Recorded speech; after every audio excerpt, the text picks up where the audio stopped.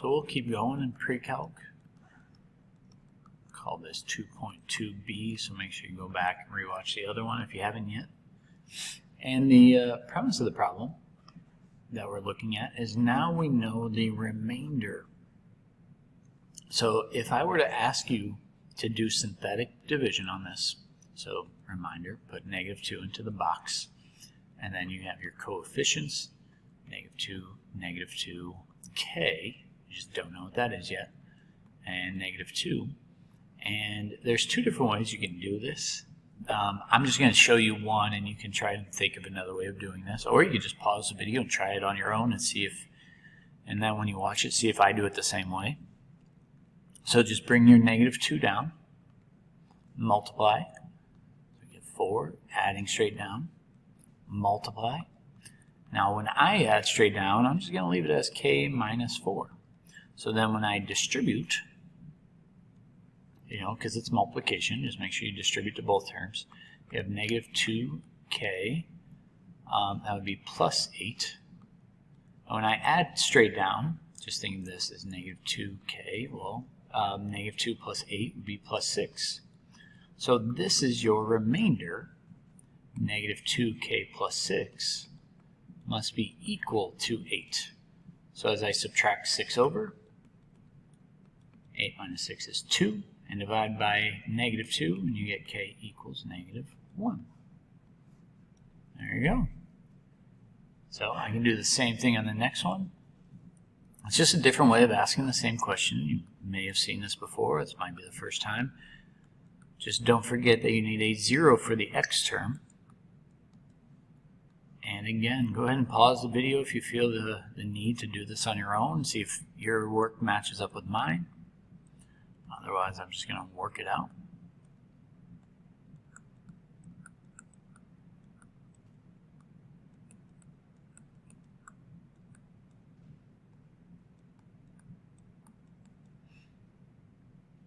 Um, 81. So then your remainder is 9k plus 76, because you can only combine like terms. So 9k plus 76 needs to equal 4. They tell you the remainder. Subtracting 76 over would give me -72. So that tells me that when I divide, k equals -8. So pause the video, make sure you understand, soak it in before I move on.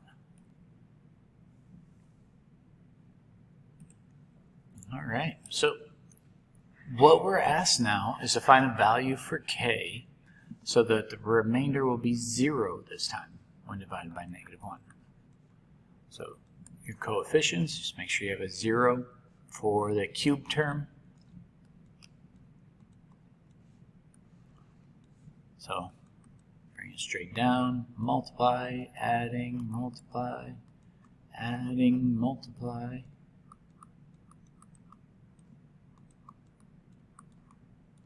So your remainder would be -k minus 9. And to get a remainder of 0, I set it equal to 0, add 9 over, divide by -1. K equals -9. And then this next question, suppose that we have this function is divided by the factor of x minus 2. And the question is, which is greater, the value of g of -2, or when the remainder is divided by x minus 2. Well, and here's where the remainder theorem comes into play. Well, I guess in this problem, it's not the remainder theorem. So I need to make sure I double check that. Because in this box, you're putting -2 for g of -2. And for this one, I'll switch back to that other green color. You're putting 2 into that box. And just make sure that you have the highest exponent first. I noticed that they're trying to trick you there.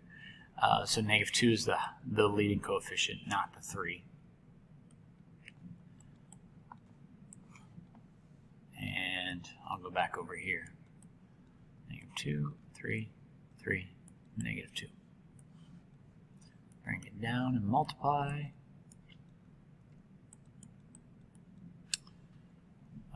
negative 11, 22, and then 20 when you add. And so that's g of negative 2, whereas this one, I believe you get 0. So there's all of your work to then come to the conclusion, I'll switch colors completely, that g of negative 2 is greater than the remainder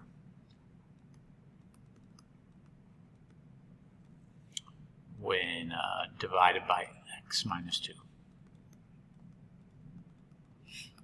Alright.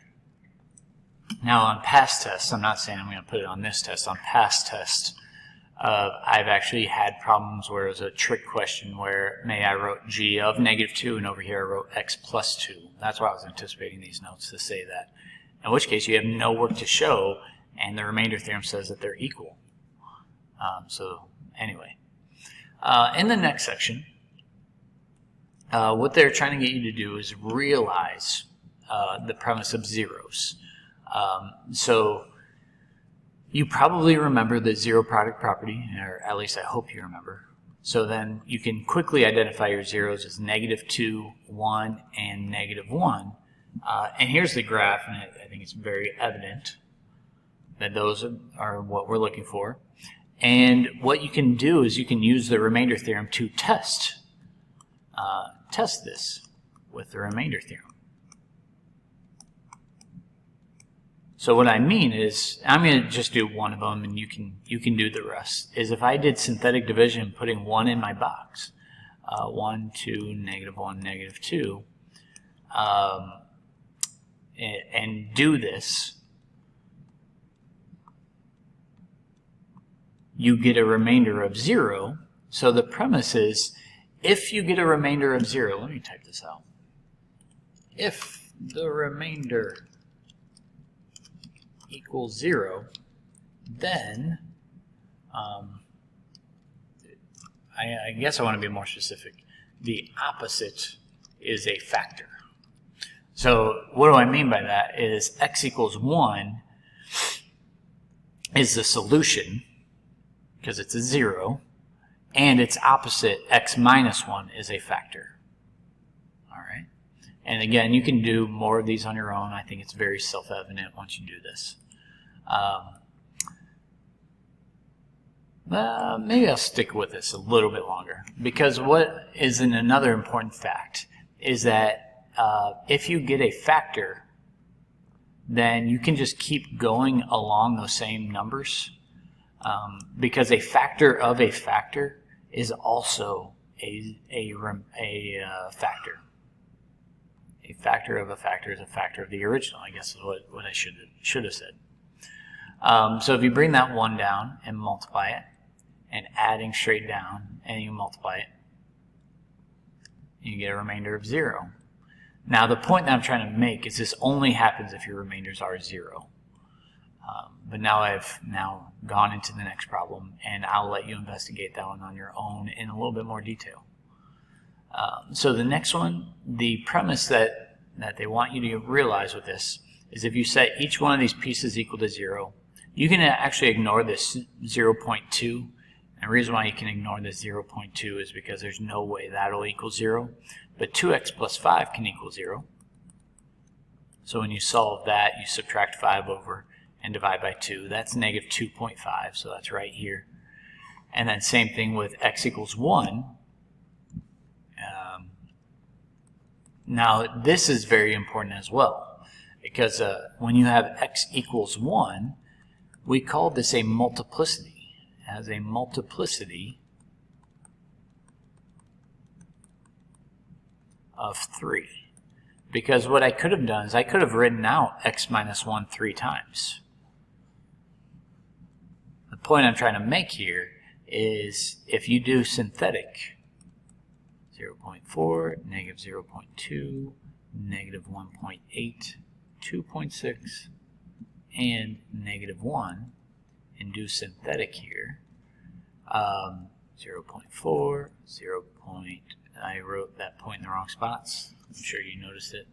0.4, adding is 0.2, multiplying negative 1.6, negative 1.6, 1, 1, 0.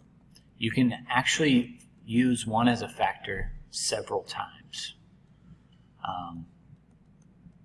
So this is the first time, this is the second time.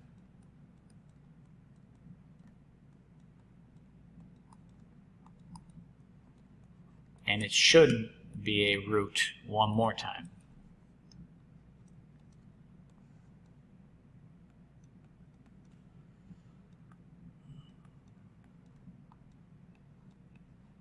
And then this last one, since I used green earlier, negative 5 halves, which is negative 2.5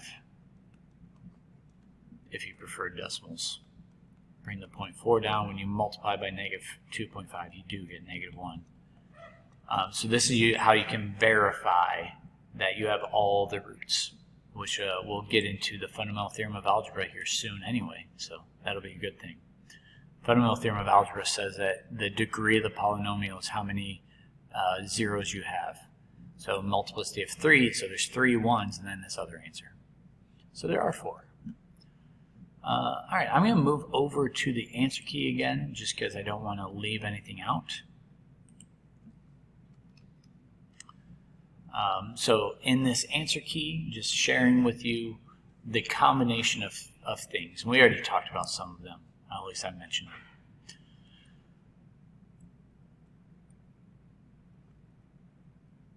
So again, pause the video, write down what you need to.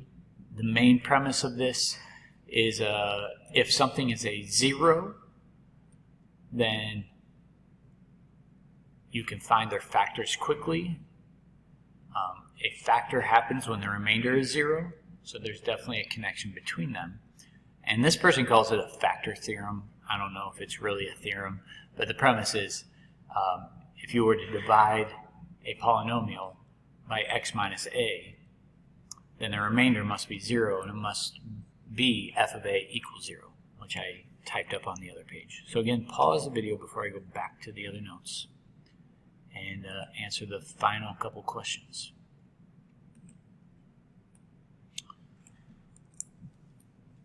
So in this problem, they tell you that 2x plus 1 is a factor. So again, this is not, the leading coefficient is not 1, so I would do long division with this. 2x plus 1, 2x cubed plus 3x squared. I think I have to make another video after this. I don't know if I'm going to finish this in time. So as I do this, I'm going to have x squared on top, because 2x times x squared is 2x cubed, and distribute that x squared to 1. Subtract those off. This cancels. This becomes 2x squared minus 11x. So x times 2x gives me 2x squared. Kind of running out of room. Plus x, but as you subtract terms off, 11x minus 1x is negative 12x. You just write it over here. Minus 6. So 2 times negative 6 will give me negative 12x. And distribute negative 6 to 1. And as you subtract, they both cancel, and you get a remainder of 0.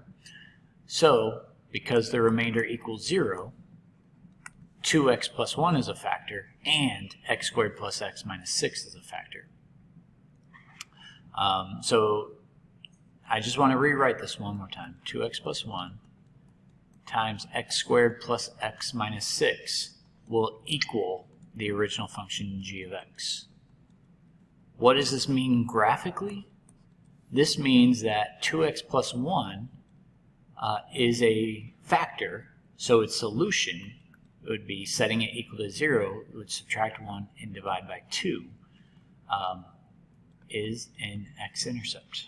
And now it's a lot easier to find the other x-intercepts because the right side of this is also, let me highlight, this is also factorable, and we could find the remaining factors, which is where we're going with this. But I'm going to finish these notes on a third video.